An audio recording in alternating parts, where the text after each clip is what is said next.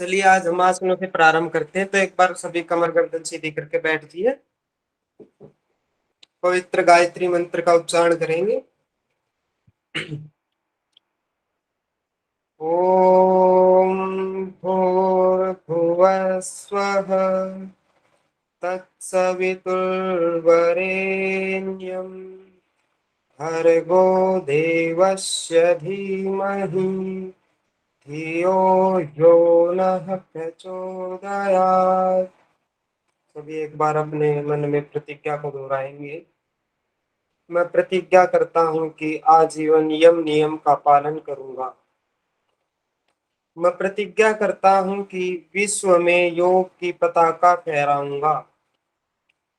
मैं प्रतिज्ञा करता हूँ कि अपने फर्स्ट अटेम्प्ट में ही नेट जीआरएफ को क्वालिफाई करूंगा।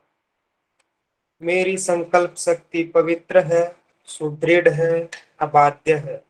ओम ओम ओम। मैं मेरी संकल्प शक्ति से सब कुछ कर सकता हूँ। ओम ओम ओम। मेरे पास अजय मनोबल है। ओम ओम ओम। शांति। अपने हथेलियों का घर्षण करते हुए अपने नेत्रों पर रखेंगे और धीरे धीरे उनको खोलेंगे और परमपिता परमेश्वर से यह प्रार्थना करेंगे कि आज का जो अध्ययन है वो हमारा अच्छी प्रकार से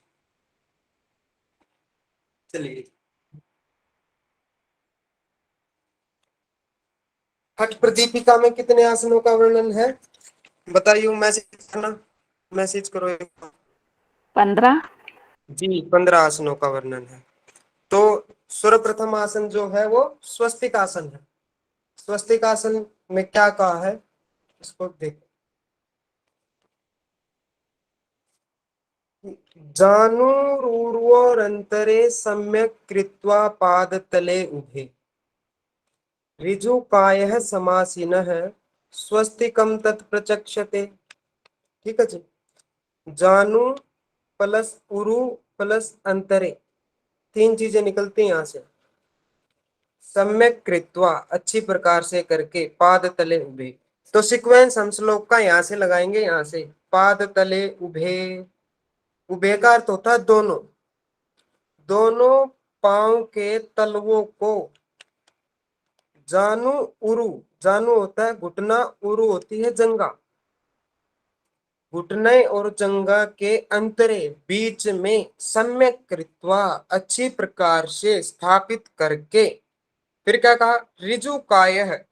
और जो हमारी काय है, जो हमारी मेरु पृष्ठ है, उसको ऋजु सीधा करके सरल भाव में आकर के समासीन है, समासीन सम स्थिति में बैठ जाएं। स्वस्तिकम तत्प्रचक्षते, इसी को हम स्वस्तिकासन कहते हैं। स्पष्ट है जी। एक बार दिखा देते हैं इस आसन को कैसे बताया है।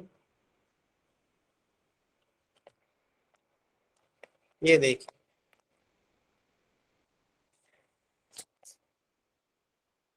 ये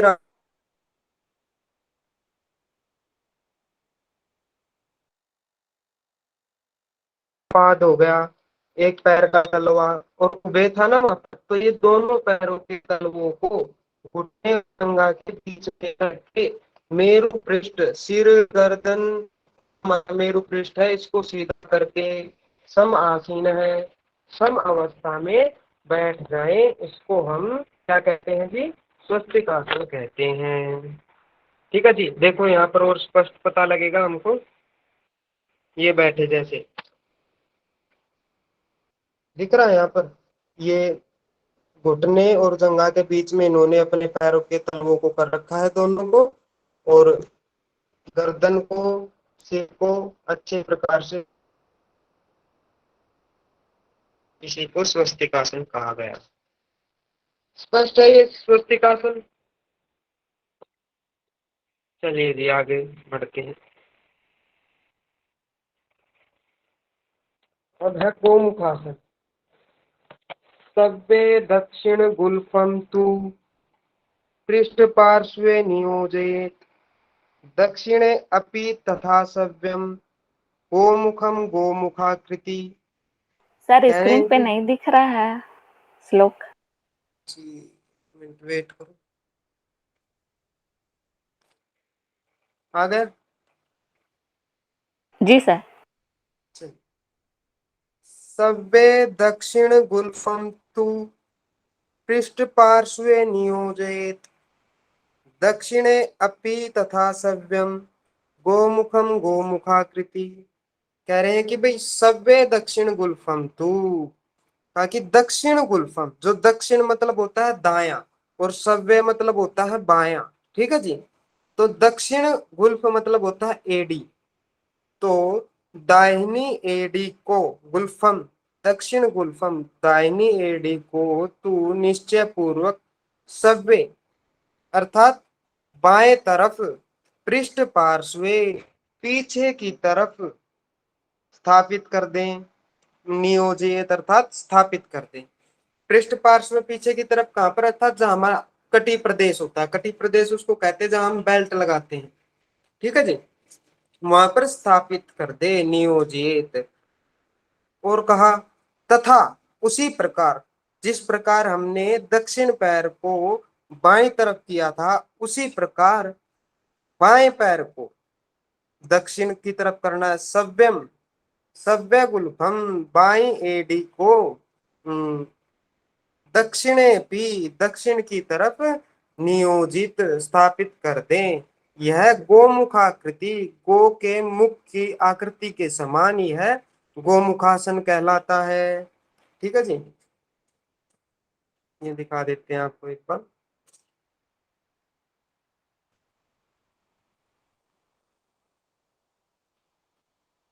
ये देखिए, इस आसन में यहाँ पर कोई हाथों की स्थिति नहीं बताई, केवल वहां ऐसे कहा है सव्य दक्षिण गुल्फम तु पृष्ठ पार्श्वे नियोजित दक्षिणे भी तथा सव्यम गोमुखा गोमुखम गोमुखाकृति। तो वहां पर हाथों की कोई स्थिति नहीं बताई है। बाएं जो ये हमारा बाया पैर दाया पैर है उसको हम बाएं तरफ लेके गए हैं, ये कटी प्रदेश की तरफ स्थित कर दिया हमने। दाएं पैर को इस तरफ स्थित कर दिया हमने बाएं तरफ। तो ये हमारा गोमुखासन हो गया। और घेरंड संहिता में भी सेम ऐसा ही वर्णन है गोमुखासन का। सर दृष्टि के बारे में नहीं बताया क्या इधर? जी दृष्टि के बारे में कुछ नहीं है क्या नहीं उधर? नहीं, यहाँ दृष्टि के बारे में कुछ नहीं बताया है ना। वहां पर घेरन संहिता में भी कोई दृष्टि का वो नहीं बताया कि भाई, घेरन संहिता में ऐसे ही तो है, पादौ च भूमौ संस्थाप्य पृष्ठ हाँ। पार्श्वे निवेशेत स्थिरम कायम समासाद्य गोमुखम गोमुखाकृति। वहां पर भी कोई दृष्टि और ना ही हाथ, इनके नहीं बारे नहीं, में कोई। गोमुखासन के बारे में नहीं पूछ रही हूँ, स्वस्तिक आसन के बारे में एटसेट्रा। नहीं जी, स्वस्तिक आसन में भी कोई दृष्टि के बारे में नहीं बताया है। घेरन संहिता में भी स्वस्तिक आसन पर भी कोई दृष्टि नहीं बताई है। वहां पर आता है जानुरुअंतरे कृत्वा योगी पाद तले उभे ऋजु काय समासीन स्वस्तिकम तत्प्रचक्षते। सेम श्लोक है वहां पर भी। ठीक है जी।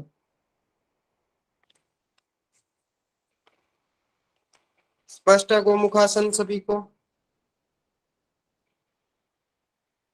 अब आते हैं वीरासन किसे कहते हैं।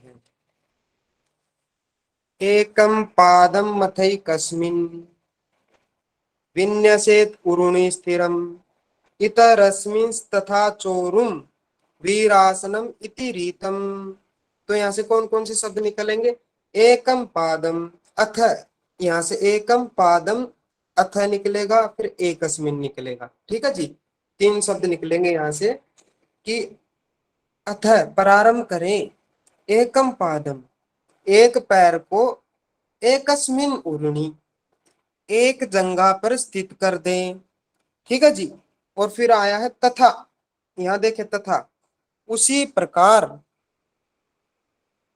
इतर अस्मिन, इतर जिसका जिस पैर का हमने प्रयोग किया उससे इतर जो दूसरा पैर है उसको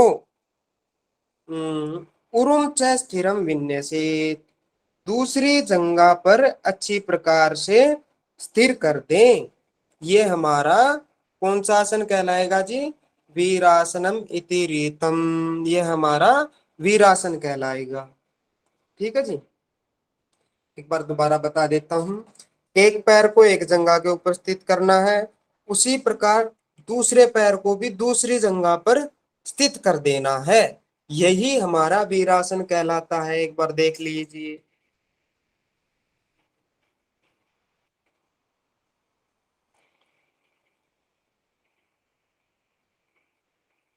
ये बदगो मुखासन है, इसका वर्णन नहीं आया हठ प्रदीपिका में। ब्रह्मानंद ज्योत्सना वाली में है, वो हमें करना नहीं। ये देखिए, एक पैर को एकम पादम अथैकस्मिन् विन्यसेत उरुण स्थिरम, एक पैर को इन्होंने जंघा के ऊपर स्थापित कर दिया, दूसरे पैर को भी इन्होंने उसी प्रकार जंघा पर स्थित करना है। ये वीरासन कहलाएगा। ठीक है जी। और सर इसमें दूसरा पैर जंघा पर कहाँ है? या है नहीं, इसको करना है।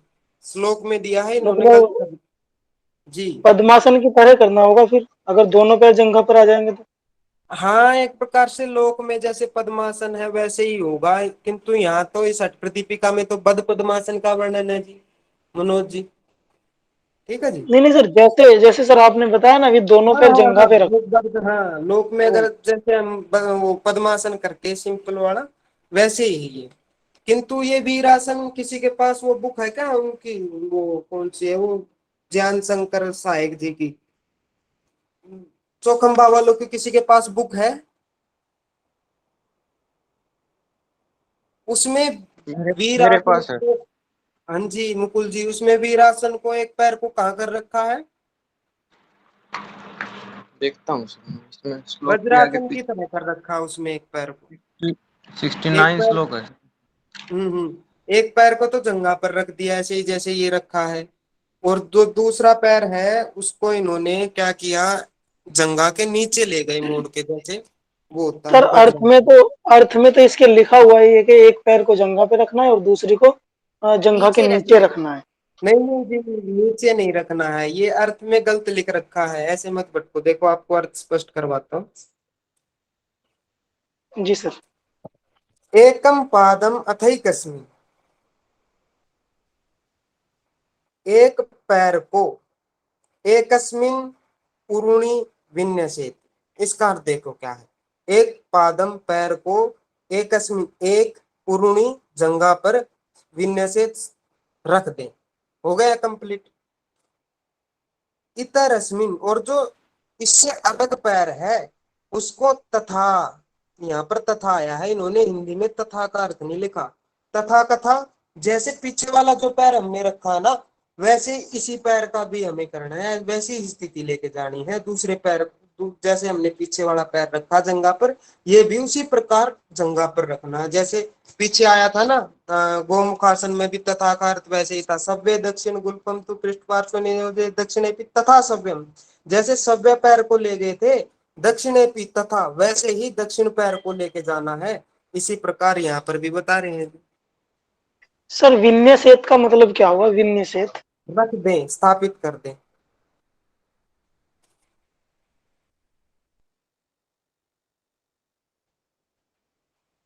स्पष्ट है जी ये, फिर और कुछ बताना हो इसमें? सर जी।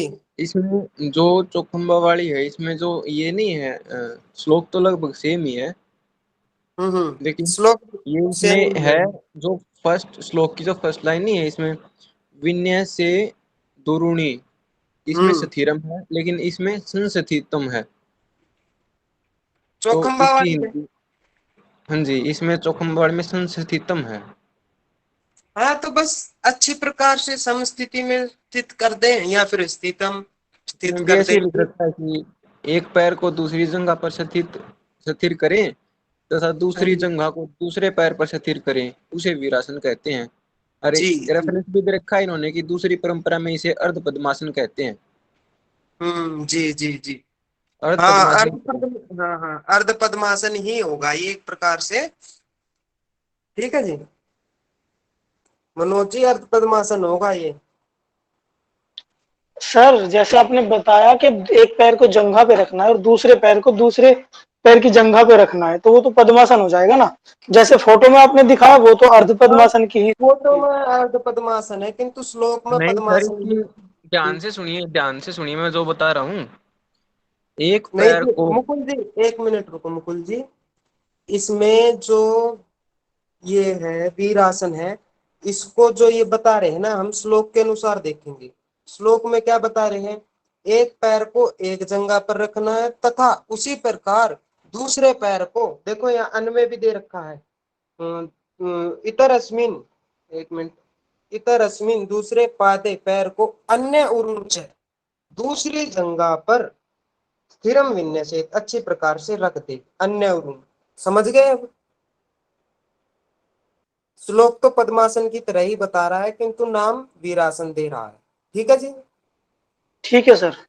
हाँ जी। अब वो अलग अलग भाष्यकारों का अपना मत है कि भाई वो अर्ध पद्मासन बताए, पद्मासन बताए या कुछ और बताए। चलिए जी। सर उरु बोले तो क्या हो गया, जंगा हो गया क्या? जंगा, जंगा उरु बोले तो जंगा। जी। और ओके ओके। उरुणी आ जाए तो जंगा पर, सप्तमी विभक्ति होती है, में पर ऊपर, जंगा में, जंगा पर। ठीक है जी, जंगा के ऊपर ओके। उरुणी का। चलिए नेक्स्ट कूर्मासन देखते हैं हम। गुदम निरुद्य गुल्फाभ्याम व्युत्क्रमेण समाहितः कूर्मासनम भवेत एतत् योग विधो विधु। कि भाई गुल्फाभ्याम दोनों एडियो को व्युत्क्रमेण समाहित है,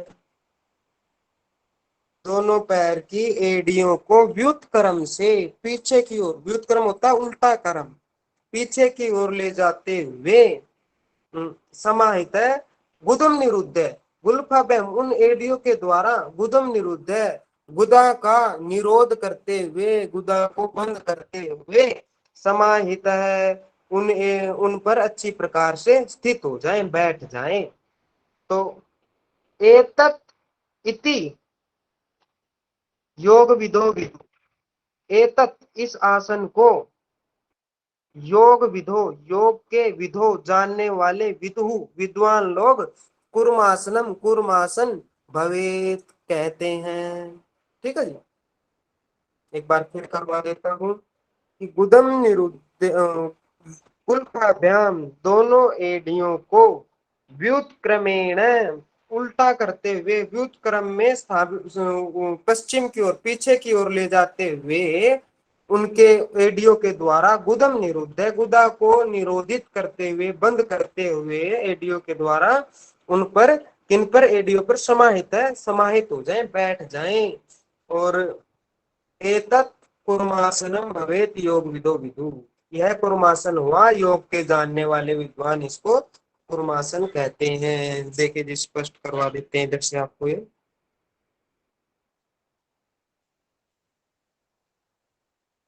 ये देखिए जी, ये कुर्मासन है,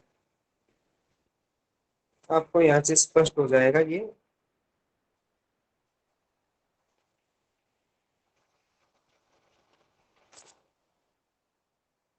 देखो गुदम निरुद्ध है, गुदा को निरोधित कर रहे हैं, ये किसके द्वारा, एडियो के द्वारा।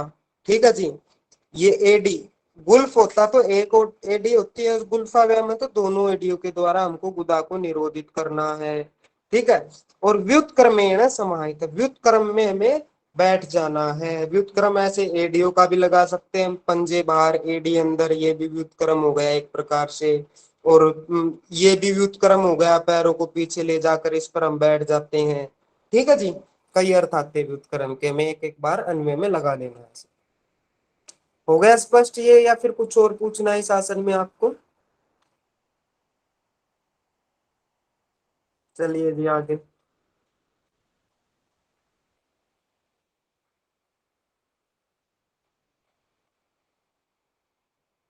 पद्मासनम तु संस्थाप्य जानुर्वोरंतरे करौ निवेश्य भूमौ संस्थाप्य व्योमस्थम कुक्कुटासनम। कि भाई पद्मासनम तू निश्चय पूर्वक, तू निश्चय पूर्वक में आता है, निश्चय पूर्वक पद्मासनम संस्थाप्य, पद्मासन को अच्छी प्रकार से स्थापित करते हुए, जानू घुटना उरु जंघा अंतरे के बीच से करऊ हाथों को निवेश्य निकालते हुए भूमौ भूमि पर संस्थाप्य स्थापित कर दें। फिर कहा व्योमस्थम और फिर क्या करें, व्योम में आकाश में स्थित हो जाए, यही हमारा कुक्कुट आसनम कुक्कुट आसन कहलाता है। एक बार फिर देख लीजिए। पद्मासनम तु संस्थाप्य, पद्मासन को निश्चित पूर्वक लगा करके जानु घुटना उरु और जो हमारी जंगा है अंतरे इसके बीच में से करऊ कर होता है एक हाथ, करऊ हो गया तो दोनों हाथों को निवेश्य कहां से निकालकर, इनके घुटने और उरु के बीच में से निकालकर भूमौ संस्थाप्य भूमि पर स्थापित कर दे। और फिर क्या करें, व्योमस्थम अर्थात तुम फिर व्योम में स्थित हो जाओ, अर्थात आकाश में स्थित हो जाओ, इसी को कुक्कुटासन कहते हैं। ऐसे ही घेरन संहिता में भी आया है, एकम पादम अथैकस्मिन्, वहां था घेरन संहिता में, ये नहीं था शायद। कूर्मासन, गुल्फौ च वृषणस्यादौ व्युत्क्रमेण समाहित,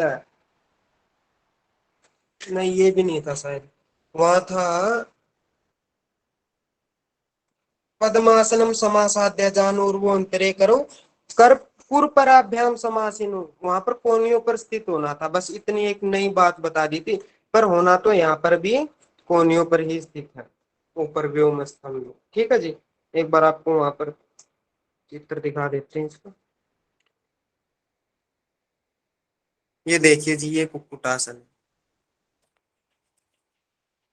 और स्पष्ट करवा देते हैं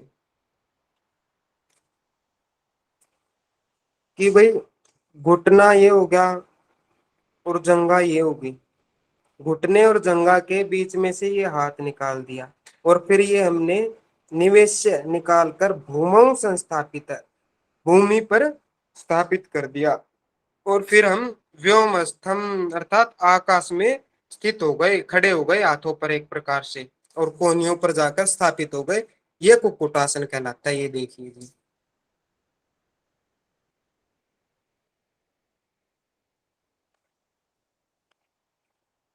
ये व्योमस्थम कुक्कुटासनम। ठीक है जी, चलिए आगे बढ़ते हैं। सर सूत्र की दूसरी लाइन एक बार फिर से बता देंगे प्लीज। जी बिल्कुल, दूसरे का दोनों ही बता देता हूँ, एक बार फिर से देखो। पद्मासनम तू संस्थाप्य, पद्मासन लगाकर जानवरू अंतरे करू, घुटने और जंगा के बीच में से करो हाथों को, करो मतलब हाथों को निवेश निकाले, कहां से, इनके जानवर उरु के बीच में से निकाले और कहां स्थापित करे, भूमौ संस्थापित संस्थाप्य भूमि पर रख दे उन हाथों को निकाल करके, और फिर व्योम स्तंभ आकाश में स्थित हो जाए, कहने का मतलब कोनियों पर स्थित हो जाए, यही हमारा कुक्कुटासन कहलाता है। ठीक है जी, जी सर।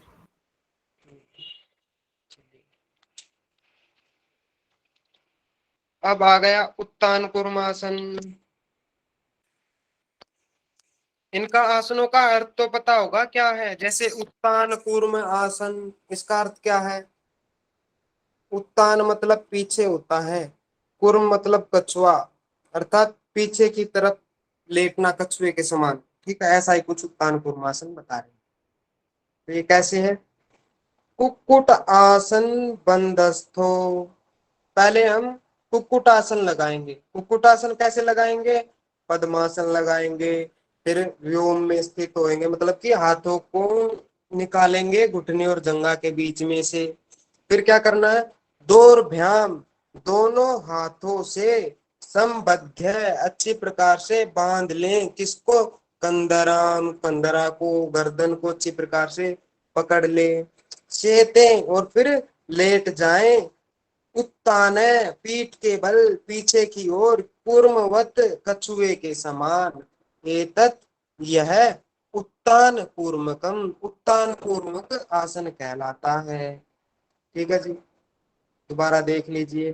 कुक्कुटासन बंधस्थो, कुक्कुटासन को लगा करके, दोर्भ्याम, दो पीछे पीछे जो हमने कुक्कुटासन लगाया था सेम वैसे ही लगाना है, किंतु वहां पर ऊपर उठना था हमें, यहाँ पर पीठ के बल लेटना है हमें कछुए के समान। ठीक है, ये फर्क है।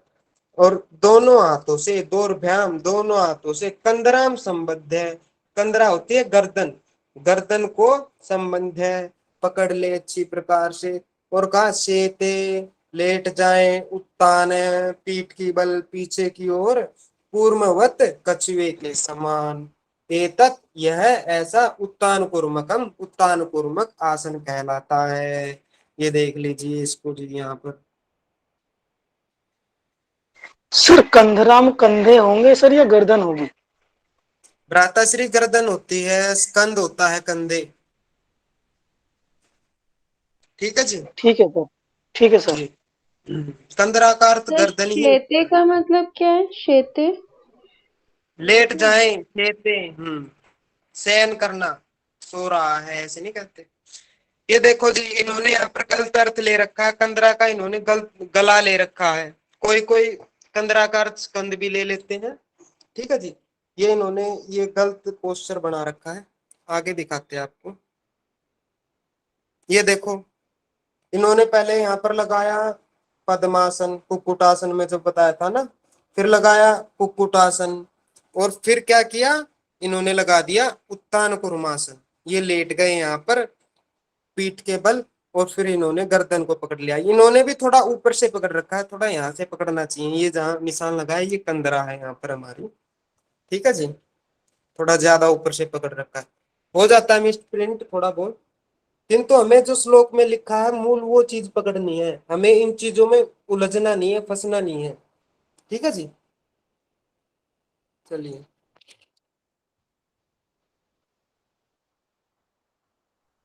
स्पष्ट है जी। संबद्ध यानी पकड़ना होता है क्या? दौर्भ्याम के बाद सम प्लस बद्ध है। सम होता है अच्छी प्रकार से, सम उपसर्ग होता है अच्छी प्रकार से, बंध है पकड़ ले, बांध ले। ठीक है जी।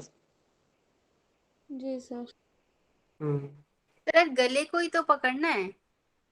नहीं जी, गला नहीं, कंधरा को पकड़ना है। कंधरा गर्दन होती है, कंधरा। जहां पे ये शोल्डर से टच होता है गला, वो। जी आपको एक बार फिर दिखा देता हूँ। ये जो इन्होंने नीचे पकड़ रखा ना, ये हमारी भाषा में इसको देहाती में गुद्दी कहते हैं, गुद्दी। ये पकड़ना है यहाँ से पीछे। दिखा जी आपको, हुआ क्लियर कुछ? गले के हाँ। पीछे का भाग। ठीक है जी।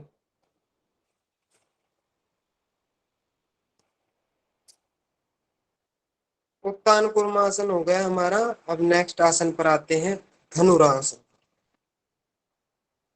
पादांगुष्ठौ तु पाणिभ्याम धृत्वा शरणावधि, धनुराकर्षणं कुर्यात् धनुरासनमुच्यते। पादांगुष्ठौ तु पाणिभ्याम, कह रहे कि भाई पादांगुष्ठौ दोनों पैर के अंगूठों को, पाणिभ्याम दोनों हाथों से, गृहीत्वा पकड़ कर, क्या करे, धनु आकर्षणम कुर्यात, जिस प्रकार धनुष की प्रत्यंचा को आकर्षित करते हैं हम, खींचते हैं हम, उसी प्रकार पैर के अंगूठों को दोनों हाथों से पकड़कर श्रवणावधि, कान तक उसको खींचे, ताने, इसी को धनुरासनम उच्यते, धनुरासन कहते हैं। ठीक है जी, दोबारा बताऊं? जी सर, एक बार और। जी। जी सर। पादा अंगुष्ठौ तु पाणिभ्याम गृहीत्वा शरणावधि। पादांगुष्ठौ पैर के, पाद अंगुष्ठ होता तो एक एक पैर होता और एक अंगूठा होता, यहाँ है द्विवचन। ठीक है जी। पादा अंगुष्ठौ तो वह दोनों पैर, दोनों, पाणिभ्याम दोनों हाथों। ठीक है, तो दोनों पैर के अंगूठों को पाणिभ्याम दोनों हाथों से गृहीत्वा पकड़ करके शरणावधि आकर्षणम कुर्यात्, मतलब कि कानों तक हमें खींचना है। किस प्रकार खींचना है? जिस प्रकार धनुर आकर्षणम कुर्यात्, जिस प्रकार हम धनुष की प्रत्यंचा को खींचते हैं उस प्रकार तानना हमें। और ये धनुष की आकृति वाला धनुर आसनम उच्यते, धनुरासन कहलाता है। एक प्रकार से धनुष की आकृति बन जाती है, किंतु श्लोक में नहीं कहा कि धनुराकृति वाला धनुरासन कहलाता है। ठीक है जी, एक बार दिखा देते हैं आपको।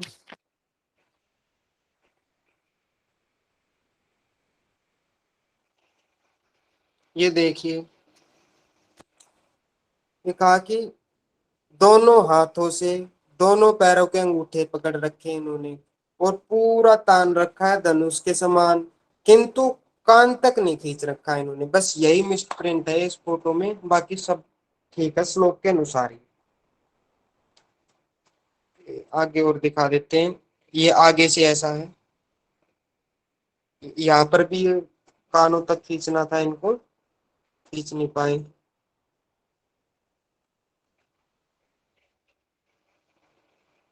ये देखिए, ये भी थोड़ा कुछ लेके आए हैं। देखो यहाँ अच्छे से स्पष्ट करवाता हूँ। पादांगुष्ठौ दोनों पांव के अंगूठों को पाणिभ्याम दोनों हाथों से गृहीत्वा पकड़ लें। ठीक है जी। फिर आगे कहा फिर पकड़कर शरणावधि कि भाई कानों तक इसको खींच ले, जिस प्रकार धनुर आकर्षणम, जिस प्रकार हम धनुष की प्रत्यंचा को खींचते हैं। ठीक है जी। एक हम बैठकर भी धनुरासन करते हैं। ठीक है, वो जो बैठकर करने वाला धनुरासन जो हम करते हैं वो नहीं बताया यहाँ पर, ये लेट कर ही बताया, लेटने वाला ही धनुरासन है। किंतु श्लोक में आया नहीं कि भाई तुम लेट कर करो इस आसन को। वैसे स्वभावतः ही ये लेट कर होने वाला आसन है। बैठकर अगर होने वाला होता तो यहाँ पाद अंगुष्ठ की जगह होता पाद अंगुष्ठ, एक पैर एक अंगूठा। पाणी होता, पाणी भ्याम नहीं होता, एक हाथ एक पैर का अंगूठा। ठीक है जी। तो ये अंतर है। वहां चौखंबा वाली में इन्होंने दोनों दे रखे हैं, दोनों आसन, कि भाई लेट कर भी और बैठ कर भी करने वाला, किंतु लेट कर करने वाला आसन है। अब कौन सा आसन है जी? ये मत्स्येंद्र आसन। इसको हम गायन गाकर भी कर सकते हैं। वामोरुमूलार्पित दक्ष पादम जानोर्बहिर्वेष्टित वाम पादम प्रगृह्य तिष्ठेत् परिवर्तितांगः श्रीमत्स्यनाथो उदितमासनं स्यात्। क्या कह रहे हैं जी कि दक्ष पादम, दाएं पैर को, ठीक है जी, ये रहा दक्ष पादम, दाएं पैर को वाम वाम उरु मूला अर्पित है। 3-4 शब्द निकलेंगे। एक तो वाम निकलेगा बाया, उरु जंगा, फिर निकलेगा मूल, मूल में स्थापित, जंगा के मूल में अर्पित स्थापित कर दे। कहने का मतलब क्या है? दाएं पैर को बाएं पैर की जंगा के मूल में स्थापित कर दें। ठीक है जी। और फिर आया जानो बहिर्वेष्टित वाम पाद है। ठीक है जी। जानो, और जो दूसरा पैर है उसके घुटने के बही बाहर की तरफ वेष्टित है। जो हमारा दायां पैर है उसको बाएं पैर के घुटने के बाहर की तरफ वेष्टित कर दे, स्थापित कर दे, रख दें। ठीक है जी। या फिर लपेट दें। वेष्टित का अर्थ होता है लपेटना, एक प्रकार से रखना ही होता है। और फिर क्या कहा? परिवर्तित अंग, और शरीर के अंगों को परिवर्तित करते हुए, समस्थिति से दूसरी स्थिति मोड़ते हुए, प्रगृह्य तिष्ठेत पकड़कर बैठे। प्रगृह्य मतलब पकड़कर, तिष्ठेत बैठे। श्री मत्स्यनाथ, श्री मत्स्येंद्र नाथ के द्वारा उदित कहा हुआ मत्स्येंद्र आसन, यह है मत्स्येंद्र आसन। ठीक है जी। एक बार फिर देख लो। दक्ष पादम, दाएं पैर को वाम उरु मूलार्पित, बाएं पैर की जंघा के मूल में स्थापित करें। और फिर कहा वाम पादम, और जो वाम पैर है, वाम पादम जो बायां पैर है, उसको घुटने के जानो बहिर्वेष्टित है, बाएं पैर के घुटने के बाहर लपेटते हुए स्थापित कर दे वहां पर। और फिर क्या, परिवर्तित अंग, अंगों को परिवर्तित करते हुए प्रगृह्य तिष्ठेत, पकड़कर बैठ जाए। अब किससे पकड़कर बैठेंगे, यहाँ एक प्रगृह्य से हम हाथों की स्थिति का पता लगा सकते हैं। प्रगृह्य मतलब कि भाई हाथों से पकड़कर, देखो यहाँ नीचे लिखा है हस्ताभ्याम पादो, दोनों हाथों से पैरों को प्रगृह्य तिष्ठेत, पकड़ करके बैठ जाए। एतत् यह एतत् श्री मत्स्यनाथ उदितम आसनम स्यात्, है श्री मत्स्येंद्रनाथ के द्वारा कहा हुआ मत्स्यनाथ आसन है, मत्स्येंद्रनाथ आसन है। ठीक है जी, स्पष्ट हुआ कुछ? हाथों को विपरीत दिशा में इसे पकड़ना है, जैसे बाएं हाथ से हम पकड़ेंगे दाएं पैर को, और दाएं हाथ से पकड़ेंगे हम बाएं पैर को, ऐसे। ये देख लीजिए एक बार।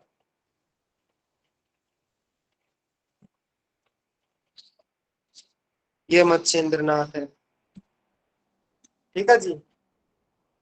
इन्होंने देखो दाएं हाथ से बाएं पैर को पकड़ रखा है यहाँ पर, और बाएं हाथ से दाएं पैर को पकड़ रखा है, पीछे रख रखा, पैर को नहीं पकड़ रखा। ठीक है, और हो गया स्पष्ट ये आसन, या फिर कुछ और बताऊं इसमें? सर परिवर्तितांक का क्या पता है? परिवर्तित अंग, परिवर्तित कर देना, किसको परिवर्तित कर देना, अंगों को परिवर्तित कर देना। अर्थात ये जो स्थिति है, ये मोड़ कर जो बैठी है, ये यहाँ से मोड़ रखा है इन्होंने, ये अंगों को परिवर्तित तो कर रखा है इन्होंने। अगर ये गर्दन को और ये जो इतना इनका ये भाग है, इसको सीधा रखते तो ये परिवर्तित अंग नहीं कहलाता। ठीक है जी। जी सर।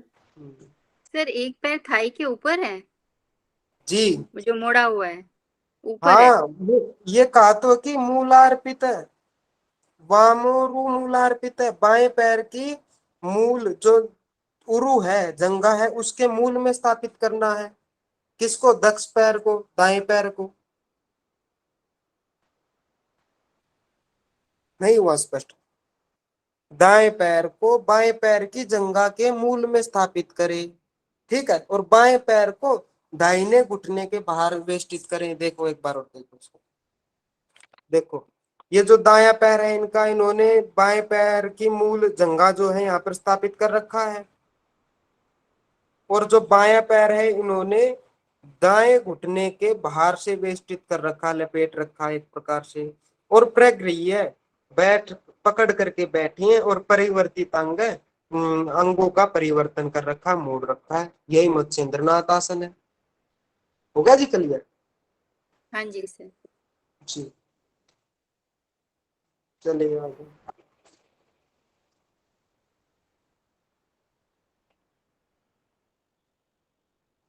इसका लाभ क्या बताया है, इसको भी आप गायन से याद कर सकते हैं।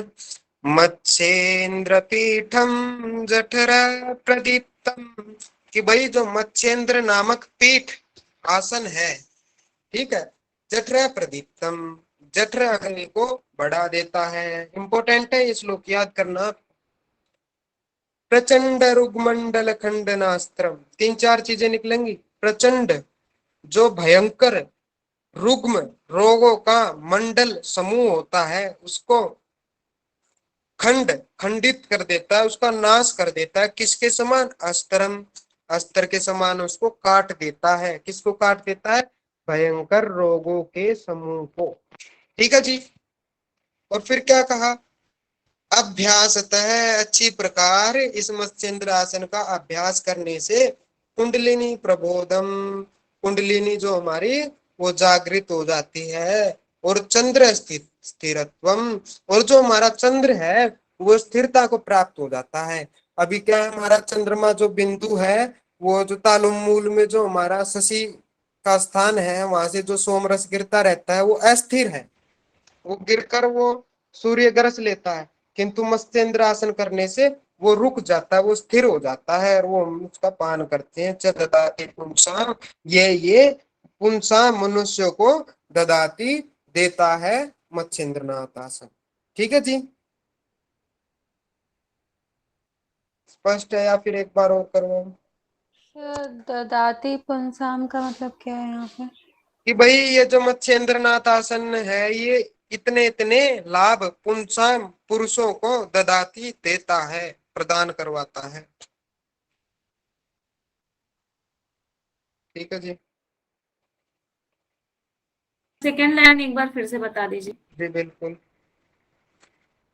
अभ्यासतः कुंडलिनी प्रबोधम, कि भाई अच्छी प्रकार से इसका अभ्यास करने से कुंडलिनी प्रबोधम, कुंडलिनी जागृत होती है, और चंद्र स्थिरत्वम, चंद्र में हमारी जो स्थिरता उत्पन्न हो जाती है, जो हमारे तालु मूल में चंद्रमा का स्थान है, अर्थात जो बिंदु स्थान है, उसमें से जो अमृत रस गिरता रहता है, वो हमारा गिरेगा नहीं, फिर वो स्थिर हो जाएगा।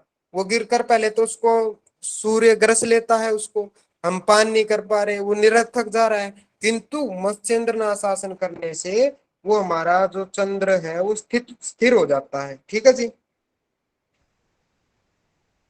जी सर। चलिए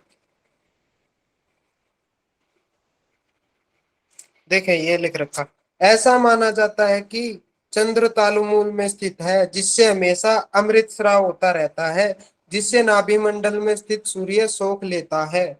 इस आसन के अभ्यास से चंद्र के सूर्य तक जाने वाला अमृत का बहाव रुक जाता है। इस संदर्भ में चंद्र स्थित्वम का यही अर्थ प्रतीत होता है, और है भी यही अर्थ। अब आ गया पश्चिमोत्तानासन, पश्चिमतानासन। ठीक है जी, पश्चिम का अर्थ होता है पीछे, जो मेरुदंड है उसको उत्तान, उसका तानना, इसलिए इसका नाम पश्चिम उत्तानासन पड़ा। ठीक है जी, तो क्या है इसका? प्रसार्य पादौ भुवि दंड रूपौ दोर्भ्याम पदाग्र द्वितीयं गृहीत्वा जानु परिन्यस्त ललाट देशो वशेदिदं पश्चिमत्तानमाहु। तो कह रहे हैं कि भाई प्रसार्य पादम, कि भाई पादौ, एक पादम होता तो एक पैर हुआ, पादौ तो दो पैर, भूवि भूमि पर, दंड रूपो दंड के समान, डंडे के समान, प्रसार्य फैला दें। ठीक है जी, और फिर क्या करना है? तत्पश्चात दौर्भ्याम, दोनों हाथों से, पदा द्वितीयम पदाग्र गृहीत्वा, दोनों पैरों के जो आगे का भाग है, उसके जो अंगूठे है उसको, पदाग्र मतलब पैरों के आगे का भाग, भाग कौन सा हुआ? वो अंगूठे हुए, अंगूठों को गृहीत्वा पकड़ लें, पकड़ कर बैठ जाएं। और कहा जानू, घुटने पर, परिन्यस्त अच्छी प्रकार से लगा दे, किसको? ललाट देशो, मस्तक प्रदेश को जानू घुटनों पर परिन्यस्त लगा दे। ठीक है, वसेत स्थित हो जाए, इदम इसको पश्चिमोत्तानमाहु, पश्चिमोत्तानासन कहते हैं। एक बार और देख लीजिए, कह रहे हैं कि भाई पादौ भुवि दंड रूपौ, पादौ भुवि दंड रूपौ प्रसार्य।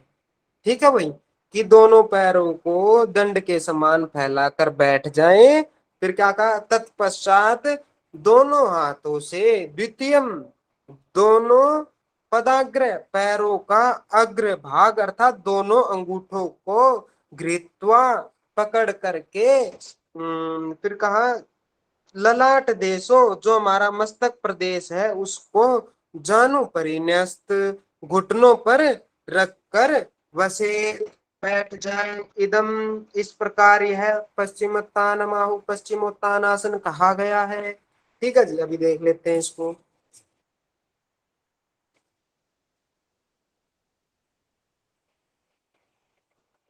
ये देखो, ये दोनों स्थिति बता दी, दो का तीन स्थिति बता दी, दिख रही है आपको? देखो, प्रसार्य पादौ भुवि दंड रूपौ, दंड रूप में पैर प्रसार दिए इन्होंने यहाँ पर, ठीक है जी। दोर्भ्याम, दोनों हाथों से पैरों का अग्रभाग गृहीत्वा, पकड़ लिया, अंगूठों को पकड़ लिया, अग्रभाग जो है पश्चिमोत्तानासन की तरह, ये वो फिर बता रहे हैं। आगे कहा कि जानू, घुटनों पर, जानू मतलब घुटनों पर, परिन्यस्त, अच्छी प्रकार से न्यस्त कर दे, किसको? ललाट को, माथे को घुटनों पर अच्छी प्रकार से स्थापित कर दे। ये हमारा कौन सा आसन कहलाया? पश्चिमोत्तानासन कहलाया जी। हो गया स्पष्ट आपको? सर यस ये सर। घेरण्ड संहिता में थोड़ा सा अलग बताया ना वर्णन इसका? जी, घेरण्ड संहिता में मेरे को श्लोक याद है, क्या बताया वहां पर? अम, जी जी, सेम ही है शायद, वहां पर ऐसा है, चिति युग्मम मध्य ऐसा कुछ है। प्रसार्य पादौ भुवि दंड रूपौ विन्यस्त भालम चिति युग्म मध्य हाँ यत्नेन पादौ च धृतौ कराभ्याम। वो चिति युग्म क्या है? चिति युग्म का अर्थ है वहां पर घुटने ही है, हाँ दोनों घुटने का मूल। और यहाँ पर जानू का है, और वहां चिति मूल घुटने का मूल। एक मिनट, कैसे बताऊं मैं आपको, अभी बताता हूँ। चिति युग्मम, हाँ देखो, घुटना। हाँ, चिति चिति युग्मम वहां पर है, जो ये हमारी घुटने की कटोरी है ना, हाँ हाँ उसके मूल जो होता है आगे की तरफ, ये यहाँ पर स्थापित करना है हमको, ठीक है। और यहाँ पर जो बता रहे हैं वो बिल्कुल घुटनों पर स्थापित करना है, बस इतना अंतर। Okay, thank you. चिति युग्मम का मतलब होता है कि जो घुटने की जो हमारी कटोरी है ना, उसका जो मूल है, उसका जो आगे का भाग है वो, ठीक है जी। चलिए आगे।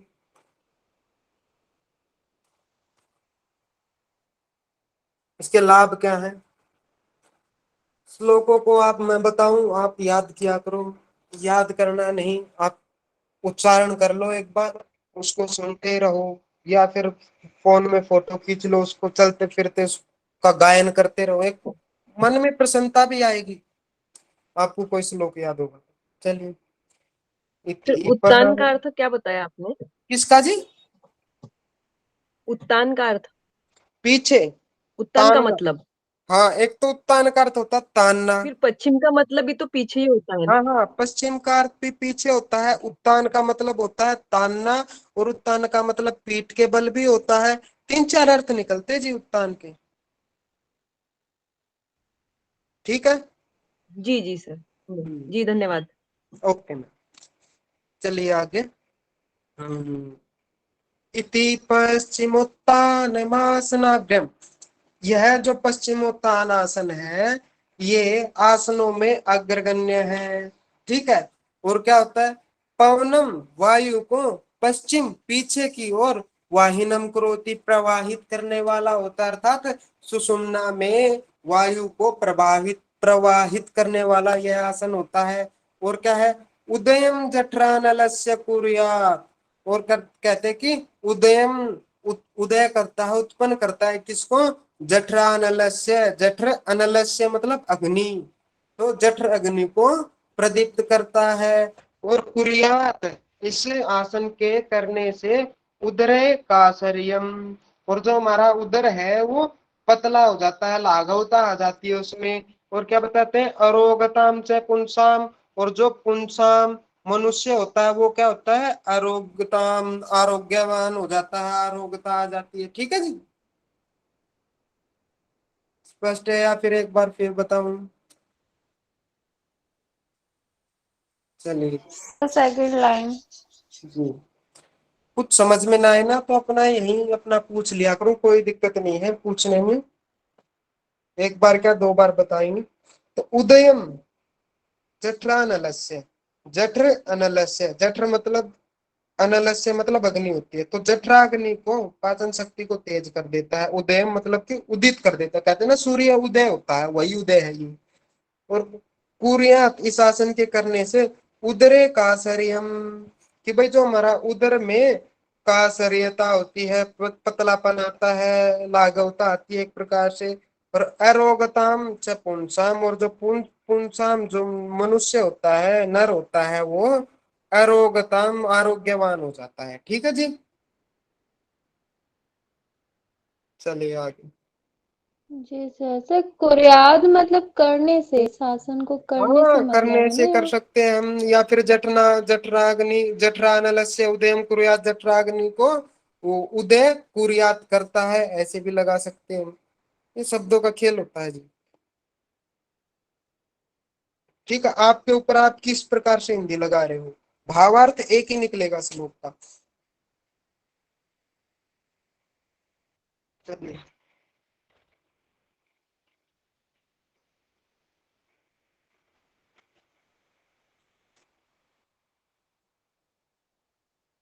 मयूरासन पर आते हैं। अब हमारा मयूरासन कैसा है? धराम अवष्टभ्य कर द्वेन तत्पुरपर स्थापित नाभि पार्श्व है, उच्चासनो दंडवत उत्थित खे मायूरमेतत् प्रवदन्ति पीठम। कह रहे कि भाई कर द्वेन, कि दोनों हाथों को, धराम, धरा होती है पृथ्वी, धरा पर अवष्टभ्य स्थापित करके, भूमि पर स्थापित करके, पूर्व पर अर्थात कोहनियों को, नाभि पार्श्व है, नाभि के दोनों ओर स्थापित है, स्थापित करके नाभि के दोनों ओर उन कोहनियों को लगाकर दंडवत, डंडे के समान उठे आकाश में उच्चासनों ऊपर स्थापित हो जाएं। एतत् यह मायूर मयूर पीठम आसन प्रवदंती कहते हैं, इसको मयूर आसन कहते हैं। ठीक है जी, एक बार फिर देख लो कि कर द्वेन, दोनों हाथों को, धराम अवष्टभ्य, भूमि पर स्थापित करके, पूर्व पर स्थापित नाभि पार्श्व, दोनों कोहनियों को नाभि पार्श्व, नाभि के दोनों ओर स्थापित, स्थापित करके, लगा करके, दंडवत, डंडे के समान, खे आकाश में, उत्थित है, उत्थित है, उच्चासनो एक निकलेगा, ऊपर उठ जाओ, ऊपर स्थापित हो जाए। एतत् यह पीठम आसन मायूर प्रवदंती, मयूरासन कहलाता है। ठीक है जी,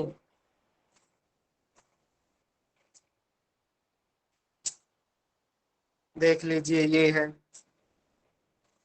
इन्होंने धराम अवष्टभ्य कर द्वेन, दोनों हाथों को, कर मतलब होता है कर द्वेन, दोनों हाथों को भूमि पर स्थापित कर दिया। और जो कोनिया है, कर्पूर स्थापित नाभि पार्श्व, नाभि पार्श्व में इन्होंने कोनियों को स्थापित कर दिया दोनों ओर। और फिर डंडे के समान ऊपर आसमान में स्थित हो गया। यही हमारा मयूरासन कहलाता है जी स्पष्ट? चलिए आगे चलते हैं, इसका लाभ भी बताया है क्या है।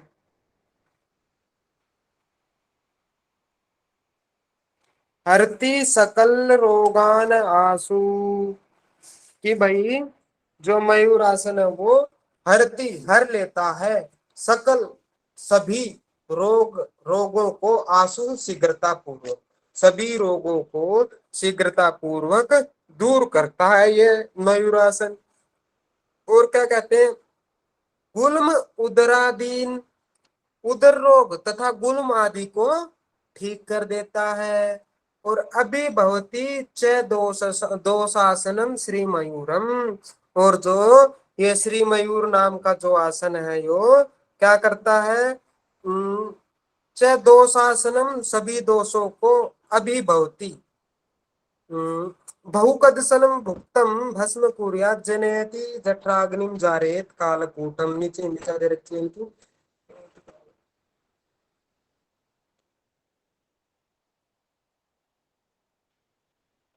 ये दोषों को हरने वाला श्री मयूर आसन है। चलिए जी, इस बार फिर देखते हैं इस आसन को। श्री मयूर आसन। हरती सकल रोगानाशु, हरती दूर करता है सभी रोगों को शीघ्रता पूर्वक, और जो गुल्म और उदर संबंधी रोगों को अभिभवती अर्थात ठीक कर देता है। अभिभवती मतलब कि जय प्राप्त कर लेता है, उस पर जीत लेता है। और क्या कहा, दोषासनम श्री मयूरम, और जो त्रिदोष होते हैं उनको भी यह आसन श्री मयूर नाम का आसन हर लेता है। और क्या कहा, बहुकदसन भुक्तम भस्म कुर्यात अशेषम, कहा कि भाई जो अपथ्य होते हैं, जो न खाने वाला भोजन होते हैं, उनको वे पूर्णतया से भस्मीभूत कर देता है, अर्थात पका देता है। और क्या करता है, जठराग्निम जारेत, और जठराग्निम जनयति, जठराग्नि को प्रदीप्त करता है। और कहा कालकूटम जारेत, और जो कालकूट के समान भयंकर विष होता है उसको भी जारेत भस्म कर देता है, जला देता है, नष्ट कर देता है। एक बार फिर देख लीजिए। समय क्या होगा, समय भी होने वाला है। चलिए, हरती सकल रोगान आसु, हरती हर लेता है सभी प्रकार के रोगों को शीघ्रता पूर्वक। गुल्मोदरादीन अभिभवती, और जो गुल्म और गुल्म आदि रोग, उदर के जो रोग हैं, इन सबको हर लेता है, इन सबको भी अभिभवती जय करता है इनको। और दोषान दोषान आसनम श्री मयूरम, और जो यह मयूर के नाम से जानने वाला श्री उत्तम आसन है, यह दोषान सभी दोषों को हर लेता है। और क्या कहा, बहु कदसन भुक्तम, बहुत सारा अधिक खाया हुए को भस्म कुर्यात, भस्म कर देता है। और क्या कहा, जठराग्निम जनयति, जठराग्नि को प्रज्वलित करता है। कालकूटम जारेत, और कालकूट के समान भयंकर विष को भी यह समाप्त कर देता है, गला देता है। ठीक है जी, एक आसन और करते हैं, शवासन। उत्थानम स्ववत भूमौ शयनम तच्च शवासनम, शवासनम श्रांतिहरम चित्त विश्रांति कारकम। का कि उत्थानम, कि भाई उत्थान पीछे लेट जाएं, पीठ के बल स्ववत भूमौ, सव के समान भूमि पर शयनम लेट जाएं। उत्तानम पीठ के बल स्ववत सव के समान भूमौ भूमि पर शयनम लेट जाए। तत् इसी को शवासनम शवासन कहते हैं। शवासनम शवासन श्रांतिहरम शारीरिक थकान को हर लेता है। चित्त विश्रांति कारकम, और चित्त को शांति प्रदान करता है। ये हमारा शवासन हो गया। ठीक है जी।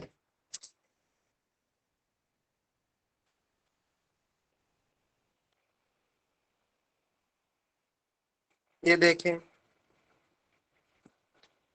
ये यहाँ पर लेटे हैं, पीठ के बल लेटे। उत्तानम स्ववत सव के समान लेटे हैं। भूमौ भूमि पर। शयनम तच्च शवासन में इसी को शवासन कहते हैं। और क्या है, शवासन श्रांति हरम शारीरिक थकान को और लेता है। और चित्त विश्रांति कारकम चित्त को मानसिक शांति प्रदान करने वाला होता है, इसी को शवासन कहा है। ठीक है जी, समय हो गया है, विराम करते हैं यहीं पर। किसी को कोई प्रश्न हो तो पूछ सकते हैं एक बार। किसी का कोई प्रश्न नहीं है? ठीक है, एक बार सभी कमर गर्दन सीधी करके बैठ जाएंगे। कल आपका मैं टेस्ट लूंगा, कल आपसे पूछूंगा, कम से कम सभी के लाभ पूछूंगा, जितने आसन करवाए उनके लाभ, उनकी प्रक्रिया भी पूछ सकता हूँ कि भाई कैसे करवाई मैंने, कैसे। सभी एक बार कमर गर्दन सीधी करके बैठेंगे, क्लास का समापन करेंगे शांति पाठ के माध्यम से। ओ